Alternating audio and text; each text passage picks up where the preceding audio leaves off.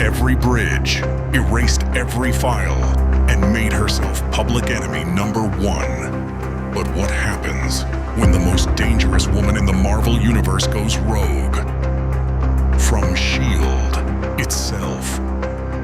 Let's just say, if you thought Natasha Romanoff was deadly with a plan, wait till you see what she does without one.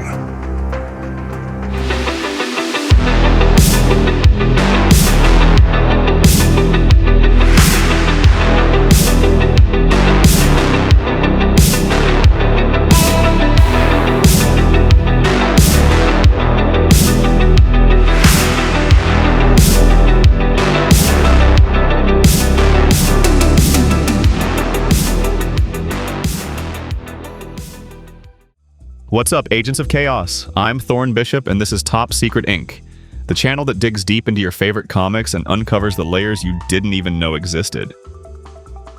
Today, we're cracking open Black Widow, S.H.I.E.L.D's Most Wanted, the 2016 espionage-fueled graphic novel written by Waid and Samnee. This is not your standard superhero punch-up. This is a masterclass in silent storytelling, high-stakes betrayal, and cold-blooded choices. If you've ever wanted to see what happens when the spy becomes the hunted, stick around. Because Natasha Romanoff just declared war and didn't tell anyone why. The story kicks off like a shot, literally. S.H.I.E.L.D. is in lockdown, agents are panicked, and Black Widow is on the run with something they really don't want the world to see. We don't know what she stole, we don't know why. All we know is that she jumped out of a helicarrier without a parachute and hit the ground running. That's page 1. From there, Natasha disappears into the underworld, tracking down whispers and ghosts from her past. The threat isn't just espionage, it's personal. Enter the Weeping Lion, a shadowy figure pulling strings behind closed doors, using Natasha's darkest secrets as leverage. The stakes aren't just world-threatening, they're soul-crushing. As she digs deeper, we start to see pieces of her Red Room past resurface, especially through her interactions with children being groomed by the same covert programs that made her who she is. It's Natasha versus the mirror, and every move she makes is a choice between justice or survival. Along the way, S.H.I.E.L.D. doesn't let up. Maria Hill is out for blood. And Natasha's former allies, especially Tony Stark and the rest of the Avengers, don't come to her rescue. This isn't a team-up book, it's a silent war fought in alleys, server rooms, and shattered memories. By the end of Volume 1, Natasha's mission isn't just about clearing her name. It's about burning the last trace of what made her a widow. She's not looking for redemption. She's making sure no one else has to walk the same path she did. Before we dive deeper into the mission, let's pull the files on the key players: heroes, villains, rogues, and wildcard operatives. This is the subject profiles. Black Widow, Natasha Romanoff. The Ghost with the Red Ledger, the ultimate weapon turned wildcard, cold, calculating, and suddenly off mission. Why she defected is the mystery that drives the entire story. The Weeping Lion, the mind behind the mask, a faceless manipulator using Natasha's darkest secrets to puppeteer the entire board. He doesn't want to kill her, he wants to own her. Maria Hill, the director on the warpath, S.H.I.E.L.D's top dog, and she's done playing games. Her orders? Bring Natasha in, dead or alive. The Red Room children, the ghosts of her past, young girls trained in the same brutal program that made Natasha. They're the mirror she's desperate to break. Tony Stark, the Avenger that didn't show up. Mentioned, referenced, but absent. His silence says more than words ever could. Even her allies don't trust her now. Natasha isn't written like a superhero here, she's written like a ghost. Every action is deliberate, every line is minimal but weighty. Waid and Samnee don't over-explain her motivations, because they know Natasha wouldn't either. She's complex, calculating, and heartbreakingly human under all that ice. Supporting characters are few, but sharp. Maria Hill comes off as a relentless bureaucrat, but one you can't quite root against. The Weeping Lion is more metaphor than man, and that works. He represents Natasha's past literally weaponized against her. There's also a quiet but powerful presence in the Red Room girls, a haunting reminder of how cycles repeat. This is a clinic in visual storytelling. Chris Samnee's art does most of the talking, and it's phenomenal. Entire chase scenes go wordless and still pack more tension than most dialogue-heavy issues. Panels flow like a spy film storyboard, and the action choreography is razor sharp. Mark Waid's writing is disciplined. No fluff, no exposition dumps, just tight, precise lines that let you fill in the gaps. When Natasha does speak, you feel it. Every word matters. They told us not to ask questions. They said the files were corrupted, the intel classified, the case closed. But we kept digging. Welcome to Black Box Theories, where the facts don't add up, the coincidences aren't random, and the truth, buried under layers of denial. Strap in, agent. You're not supposed to hear this. Theory number 1. The helicarrier file was a setup. Classification, highly probable. What if Natasha didn't steal classified info, but planted disinformation? Her actions could be part of a long con against S.H.I.E.L.D. itself. Theory number 2. Weeping Lion is tied to the Red Room program. Classification, strong speculation. The way he manipulates Natasha's secrets feels personal. Could he be a former trainee or even a handler who escaped the system? Theory number 3. Maria Hill knew about the Red Room reboot. Classification, shocking if true. Hill seems unusually aggressive here. Is it because she's covering up S.H.I.E.L.D's own dirty hands in the Red Room's resurgence? Theory number 4. Black Widow is trying to be rewritten. Literally. Classification, metaphorical redacted. Natasha, burning her past and saving the girls may not be redemption. It may be her way of rewriting her own story through them. Theory number 5. Stark let her run. Classification, undercover motive. Tony's absence could be deliberate. What if he knew what Natasha was doing and quietly supported her off the books? Theory number 6. The file Natasha took was about herself. Classification, classified. Maybe she wasn't stealing intel. Maybe she was erasing herself from every system that could be used to control her again. The world of S.H.I.E.L.D's Most Wanted is one of shadows and silence. No big cosmic stakes, no multiverse shenanigans. This is street-level espionage done right. Helicarriers loom overhead, safe houses get compromised, and every alley could be a trap.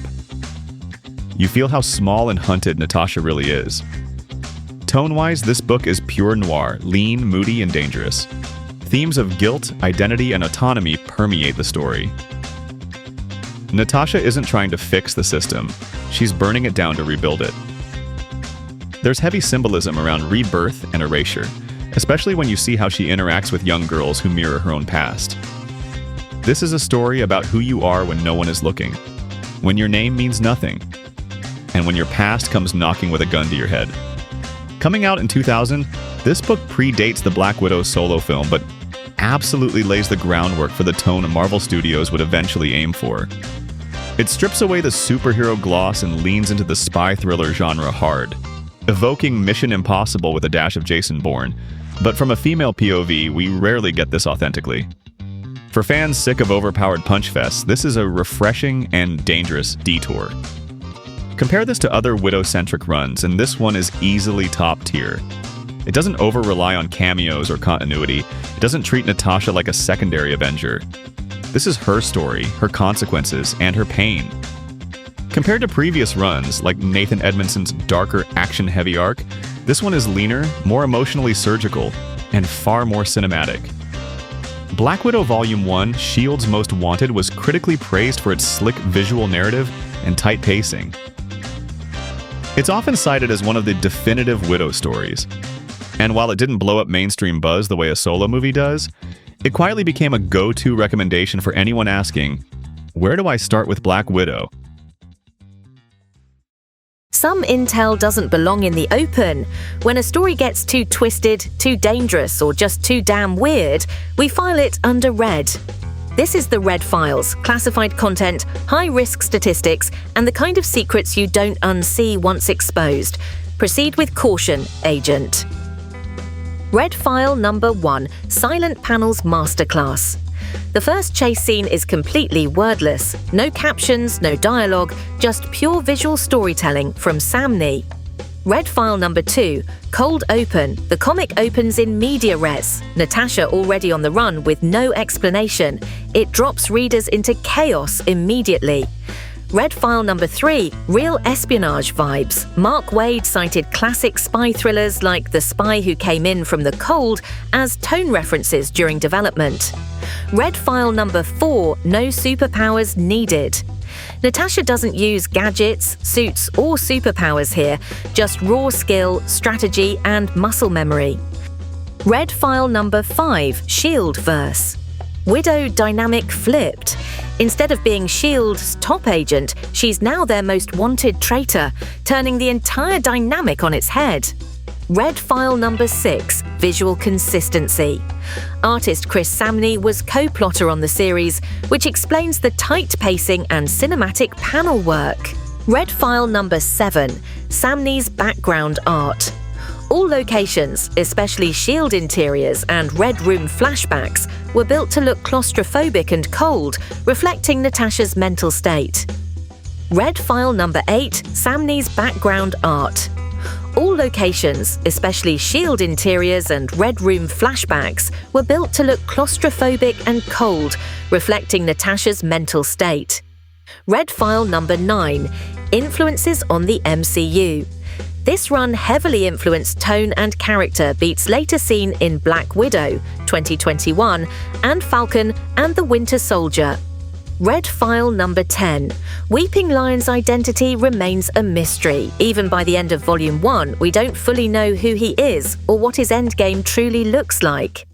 All right, agents, intel has been gathered, dossiers reviewed, and it's time to declassify the best of the best. Welcome to the awards segment, where we spotlight the operatives, wildcards, and game-changing moments that made this mission unforgettable. Let's hand out some top-secret honors. The top operative award goes to the Black Widow, Natasha Romanoff. The ghost in the shadows, Natasha Romanoff owns every silent step of this mission. In Black Widow, S.H.I.E.L.D's Most Wanted, Natasha isn't just the star, she's the entire operation. From leaping off a heli-carrier without a parachute to outsmarting an entire spy agency, Natasha commands the narrative with a mix of cold precision and raw vulnerability. Her actions drive every twist and turn, revealing layers of a woman shaped by a brutal past but fiercely determined to control her own fate. This isn't the Avengers Natasha. This is a woman stripped to her core, making every move count in a deadly game where trust is a liability. She steals the show by being as enigmatic as she is unstoppable. Our Dark Horse Award today will go to the Red Room Children. Silent shadows with the weight of Natasha's past and the hope for a different future. Often overlooked in favor of high-profile players, the girls from the Red Room quietly emerge as the emotional heart of the story. They embody the cycle Natasha fights to break: young, vulnerable, and weaponized before they even understand their own agency. Their presence in the narrative amplifies the stakes and humanizes Natasha's crusade, showing us what she's really protecting. Not just herself, but the next generation trapped in the same dark web. The Red Room Children aren't just background. They're the underdogs whose fates make Natasha's choices all the more impactful. For the most outstanding scene, the Spyglass Sequence Award goes the helicarrier escape. 5 pages, no words, pure cinematic tension. From the very first issue, the helicarrier escape sequence sets the tone for the entire series. Without a single line of dialogue, Chris Samnee's art and Mark Waid's pacing deliver a heart-stopping, wordless sprint through chaos and danger. Natasha's leap from the sky, the agent scrambling behind her, and the silent momentum of the chase encapsulate the desperation and skill that define this story. This sequence isn't just a showcase of comic craft. It's a visceral experience that plunges readers into Natasha's world instantly and irrevocably. It's unforgettable, explosive, and pure espionage perfection. Let's dig a little bit deeper. The strengths of this book include the jaw-dropping artwork, ruthless pacing, deep character exploration, the minimalist but potent writing, and a spy thriller that respects its audience. Some weaknesses we noticed include that it might be a little too subtle for casual readers, that it lacks major Marvel cameos, if that's your thing, and that it kind of leaves you wanting more by design. Really, it's a slow burn setup for Volume 2. So, who is this comic really for? Fans of spy thrillers, noir storytelling, silent tension, and character-driven action. If you love Winter Soldier, Atomic Blonde, or Mission Impossible, this is your kind of comic. I would give Black Widow, S.H.I.E.L.D's Most Wanted a final score 9 out of 10. This is a slick, emotionally sharp, and beautifully illustrated deep dive into one of Marvel's most mysterious heroes. It doesn't just tell you who Black Widow is, it shows you in every panel. If you loved this breakdown, smash that like button, leave a comment telling us your favorite Black Widow moment, and subscribe for more weekly debriefs from the comic book shadows. This is Thorne Bishop, signing off from Top Secret Inc., reminding you, some secrets are meant to be buried. Others, we blow wide open.